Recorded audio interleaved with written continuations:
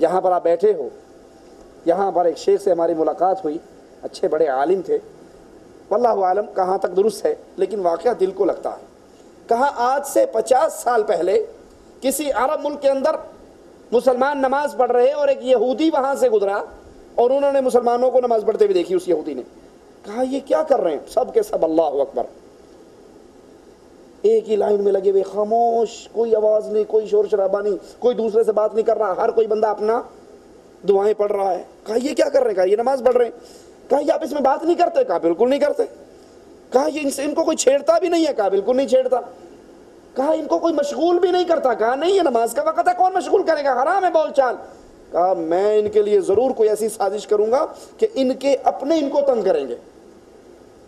اور وہاں سے یہ موبائل کا فتنہ چلا، وگرنہ آپ زیادہ نہیں، 10 سال پیچھے، مجھے خود یاد ہے، آج سے 10-15 سال 20 سال پہلے 1990 کے اندر لاہور میں ہم تھے، وہاں پاکٹل فون آتا تھا، اتنا بڑا، وہ گاڑی میں لے کے شنتا پورا گھومنا پڑتا تھا، اور وہ بھی 70-80 ہزار روپے کا۔ اب 70-80 ہزار روپے نہ کسی کی جیب میں ہو، نہ وہ اتنی بڑی بیماری کوئی خریدے، اور اس کے لیے بھی خصوصی آپ بڑے شہر میں داخل ہوں گے تو سگنل آئے گے، اور اب انگلی جتنے فون آ گئے، اور کتنے کے 100 روپے میں، 150 روپے میں، 200 روپے میں سم لے لو، موبائل وہ ساتھ آپ کو فری دے دیں گے۔ اور حالت کیا ہے؟ اللہ اکبر، امام نے کہا اچھا یہ کیا ہے؟ اللہ کے لیے سوچو، کیا یہ یہود و نصارہ کی سازش نہیں؟ وہ نماز صحابی نماز پڑھ رہے ہیں، پہرے پہ کھڑے ہیں، ایک ساتھی سویا ہوا ہے، یہ پہرا دے رہا ہے، نماز پڑھ رہے ہیں، کافر تیر مارتا ہے، ایک تیر لگا نماز جاری ہے، دوسرا تیر لگا نماز جاری ہے، تیسرا تیر لگا نماز پوری کی، سلام پھیرا، ساتھی سے کہا ذرا میری کمر پہ تیر لگے ہیں یہ نکالنا۔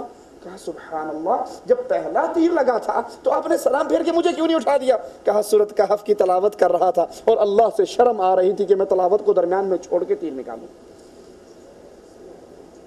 یہ تو تلاوت ہے۔ احمد ابن حنبل رحمت اللہ علیہ رسول اللہ کی حدیث سنا رہے صلی اللہ علیہ وسلم، شاگرد کہتا ہے میں سامنے بیٹھا، امام کا رنگ تبدیل ہو رہا، امام کے چہرے پہ شدید تکلیف کے آثار۔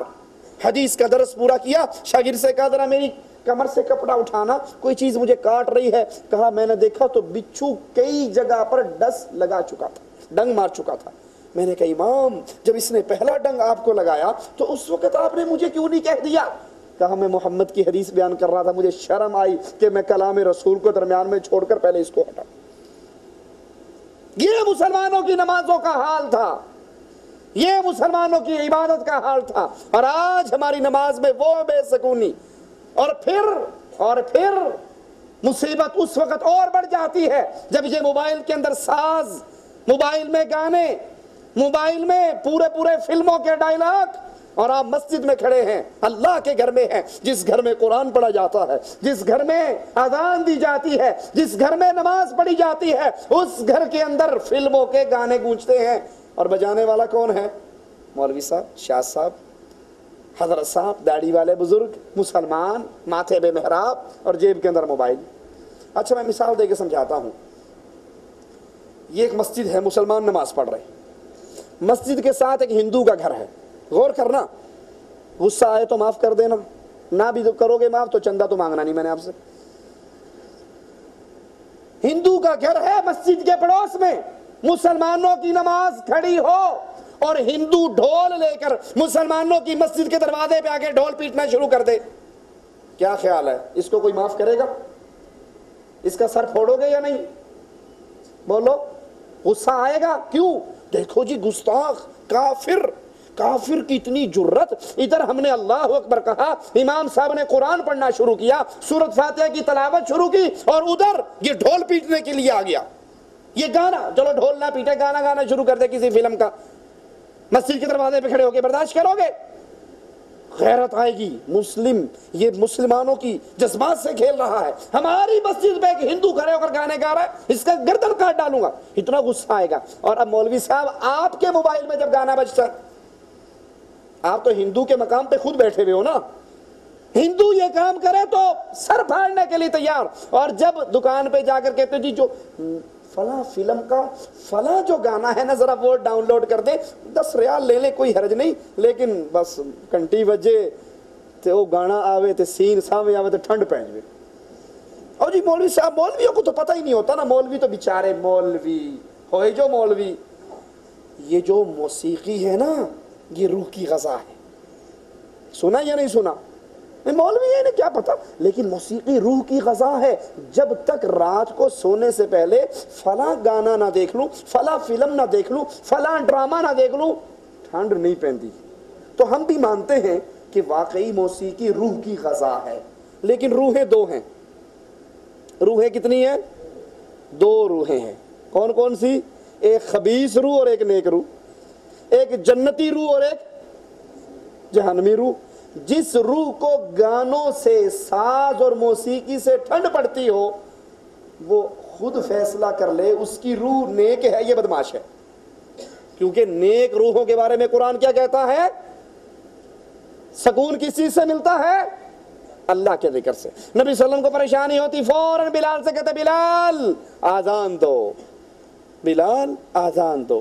नमाज पढ़ते, आजान देते, और अजान सुन के नमाज पढ़ के मेरे नबी को आप फरमाते थे, मेरी आंखों की ठंडक है नमाज। तो अल्लाह के लिए, हर उस भाई को अल्लाह के लिए, अल्लाह का वास्ता देकर कहता हूं, जिसके जेब में मोबाइल है वो अल्लाह से डर जाए, अपने मोबाइल के अंदर सादा बेल, बगैर मौसीकी, बगैर गाने, बगैर साज की बेल रखे।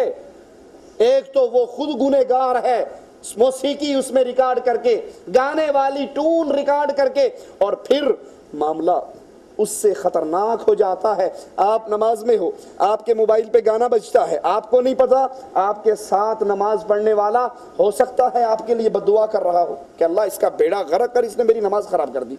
कर सकता है या नहीं कर सकता? वो कितना बड़ा बदनसीब है जो मस्जिद में गया तो रहमतें लेने के लिए और सारी जमात ने उसके लिए बद्दुआ कर दी हो। इसलिए बेहतर है मोबाइल को मस्जिद में दाखिल होते ही साइलेंट कर लो।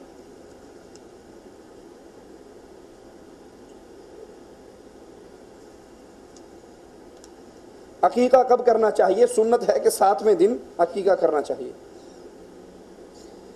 किसी भी काम को पूरा करने के लिए वज़ाइफ का पढ़ना कुरान और हदीस की रोशनी में कैसा है? देखें, वज़ाइफ को पढ़ना सुन्नत यही है कि सुबह शाम के अज़कार पढ़ें, सुबह शाम की दुआएं पढ़ें, आप अल्लाह की हिफाजत में आ जाएंगे। जिस जिस काम के लिए जो जो अज़कार सुन्नत से साबित है वो किए जाएं, वो ठीक है।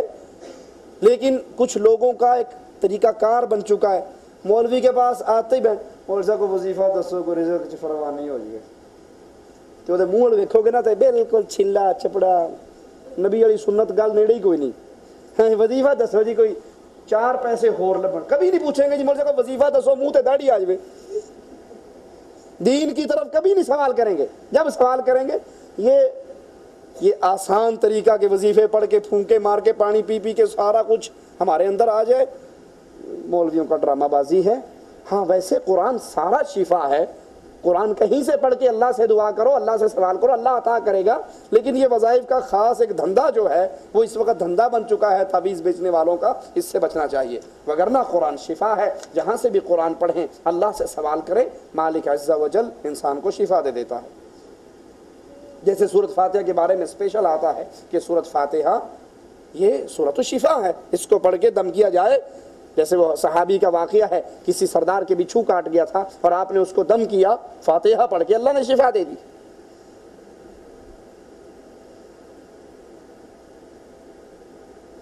एक आदमी नमाज पढ़ता है लेकिन जमात खड़ी होने के बाद उठता है, वज़ू बनाता है, अक्सर 1-2 रखते उसको मिलती हैं, तकबीर उला फौत हो जाती है, तो ये खैर कसीर से महरूम है, खैर कसीर से महरूम है। फ़र्ज़ तो इसका अदा हो गया, लेकिन तकबीर उला में के साथ नमाज पढ़ने में जो कुछ अल्लाह ने रखा है उससे ये महरूम हो गया। सुब्हानक अल्लाहुम्मा व बिहम्दिका अशहदु अल्ला इलाहा इल्ला अंता अस्तगफिरुका व अतूबु इलैक।